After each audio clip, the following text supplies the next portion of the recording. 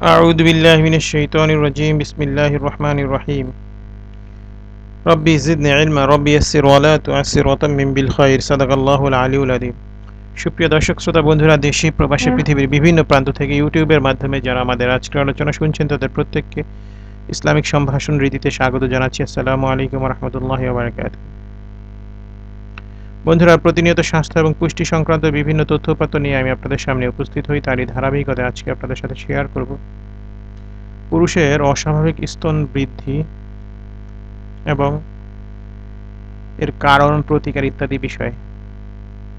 পুরুষের অস্বাভাবিক স্তন বৃদ্ধিকে গাইনোকোমাস্টিয়া বলা হয়। কখনো কখনো এটা দুধ নিঃসরণের ঘটাতে পারে।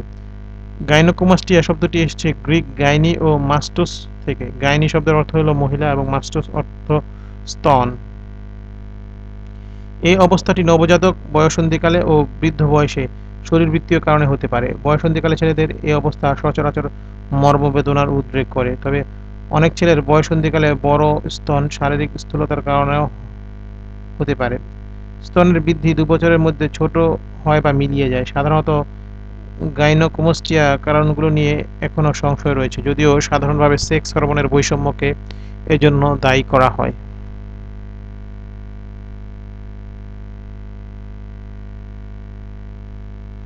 স্তন টিস্যুর বৃদ্ধির কারণেও স্তন বড় হতে পারে। অনেক সময় স্তনে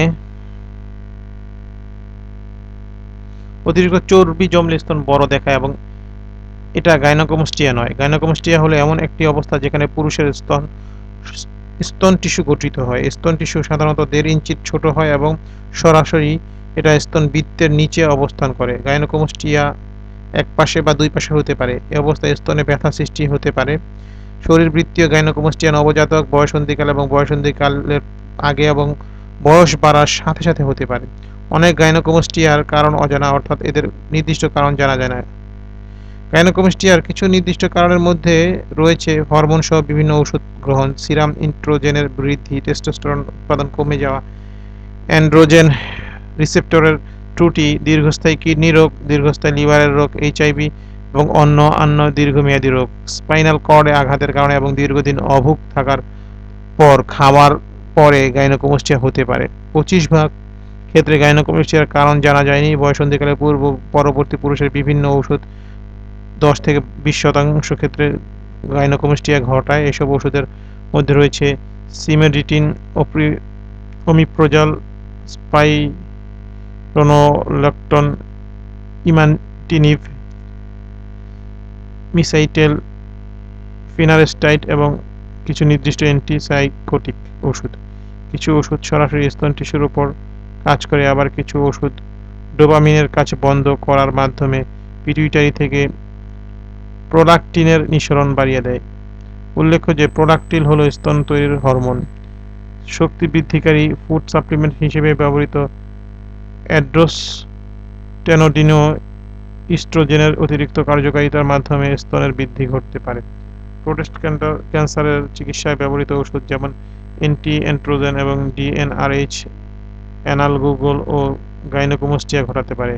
মারিজুয়ানা গাইনোকোমাস্টিয়া একটি কারণ এবং অবশ্য এ নিয়ে মতভেদ আছে। কিছু নির্দিষ্ট অন্ডকোষের টিউমার এবং হাইপারথাইরয়েডিজম রোগে ইস্ট্রোজেনের মাত্রা বেড়ে যায়। কিছু অ্যাড্রেনাল টিউমার অ্যান্ডোসোনেওডিনের মাত্রা বাড়ায়। এই অ্যান্ডোসোটোনোডিনো অ্যারোমেটেজ নামক এনজাইম দ্বারা ইস্ট্রন রূপান্তরিত হয়। এই ইস্ট্রন হলো ইস্ট্রোজেনের একটি ধরন। অন্যান্য যেসব টিউমার এইচসিজি নিঃসরণ করে তা ইস্ট্রোজেনের পরিমাণ বাড়াতে পারে। লিভার সিরোসিস অসুখে গাইনোকোমাস্টিয়া হতে পারে। মোটা মানুষের ইস্ট্রোজেনের মাত্রা বৃদ্ধি প্রবণতা, পুরুষ হরমোন টেস্টোস্টেরনের উৎপাদনের মাত্রা কমে গেলে গাইনোকোমাস্টিয়া হতে পারে। এই টেস্টোস্টেরনের উৎপাদনের মাত্রা কমে যেতে পারে জন্মগত অর্জিত অন্ডকোষের সমস্যার কারণে। কিশোরীর স্তন অতিরিক্ত বড় হয় কেন জেনে নিন।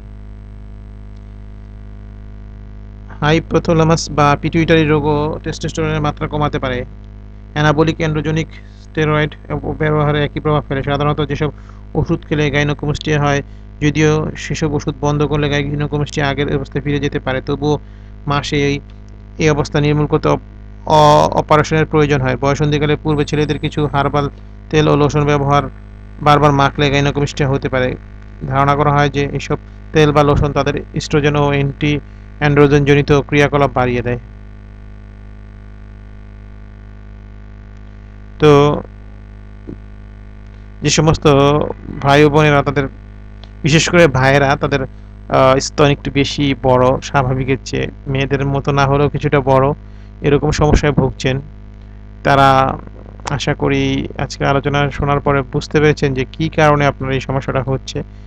তো এই জন্য কোনো বিশেষজ্ঞ চিকিৎসকের শরণাপন্ন হন, তাকে দেখিয়ে কিছু ওষুধ বা যে হরমোনাল রিয়াকশনের কারণে এটা হচ্ছে সেটা যদি কন্ট্রোল করতে পারেন তাহলে আপনি সুস্থ হয়ে যাবেন। আর এছাড়া এটা অনেক সময় নিজে নিজেই ঠিক হয়ে যায় অধিকাংশ ক্ষেত্রে।